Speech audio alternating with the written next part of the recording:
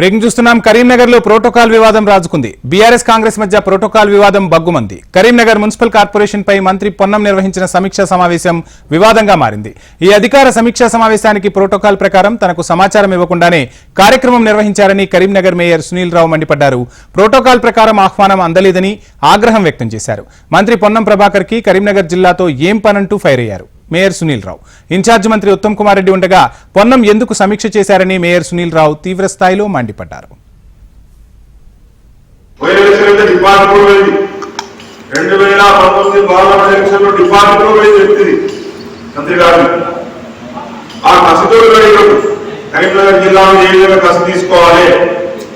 అన్ని వర్గాల ప్రజలు ఎంత వీలైతే అంత ఇబ్బంది పెట్టాలని కష్టపడుతున్నాడు మనిషి.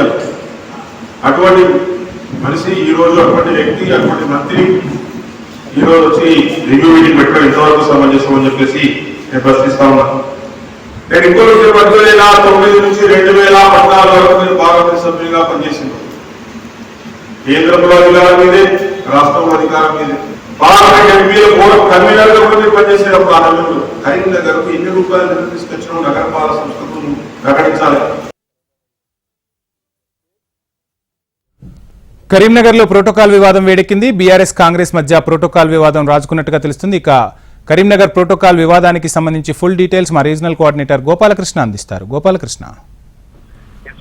నిన్న అధికారికంగా కరీంనగర్ మున్సిపల్ కార్పొరేషన్ అలాగే స్మార్ట్ సిటీ పనులపై మంత్రి పొన్నం ప్రభాకర్ సమీక్షా సమావేశం నిర్వహించారు. ఈ సమీక్షా సమావేశం ఇప్పుడు రాజకీయ రగడకు దారితీసిందని చెప్పొచ్చు, రాజకీయ వివాదాన్ని సృష్టించిందని చెప్పాలి. నిన్న జరిగినటువంటి అధికారిక సమీక్షలో మంత్రి పొన్నం ప్రభాకర్ తో పాటుగా అలాగే మానకొండూరు ఎమ్మెల్యే కూడా పాల్గొన్నారు. కానీ కరీంనగర్ మున్సిపల్ మేయర్ కానీ కరీంనగర్ ఎమ్మెల్యే గంగుల కమలాకర్ కానీ పాల్గొనలేదు. సో వారు ఈ రోజు ప్రెస్ మీట్ పెట్టారు. మాకు అధికారికంగా ప్రోటోకాల్ ప్రకారం ఎలాంటి సమాచారం ఇవ్వలేదు, సమాచారం ఇవ్వకుండానే మేయర్ గానీ ఇటు టౌన్ ఎమ్మెల్యేని కానీ పిలవకుండానే సమావేశం జరిగింది అనేది వీళ్ళు బీఆర్ఎస్ చెప్తున్నటువంటి మాట, బీఆర్ఎస్ నాయకులు ఆరోపిస్తున్నమాట. మరోవైపు కరీంనగర్ లో జరిగినటువంటి గత 5-10 ఏళ్లుగా జరిగిన స్మార్ట్ సిటీ పనులు కావచ్చు, అలాగే కరీంనగర్ లో సీఎం ప్రత్యేకంగా ఇచ్చినటువంటి పనుల విషయంలో కావచ్చు, ఆ పనుల్లో కూడా అవినీతి జరిగిందనేటువంటి ఒక ఆరోపణ నిన్న మంత్రి పొన్నం చేశారు. దానిపైన ఇప్పటికే బిజినెస్ విచారణ జరుగుతుందనేటువంటి విషయాన్ని కూడా చెప్పారు. దీనిపై కూడా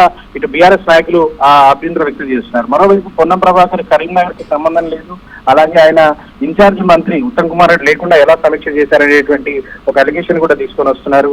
ఏం జరిగినా నిన్న ఒక అధికారికంగా జరిగినటువంటి సమీక్ష రాజకీయ వివాదానికి దారితీసిందని చెప్పొచ్చు. మరి ఇది ఎక్కడ దాకా వెళ్తుందనే చూడాలి. Right, thank you Gopalakrishna.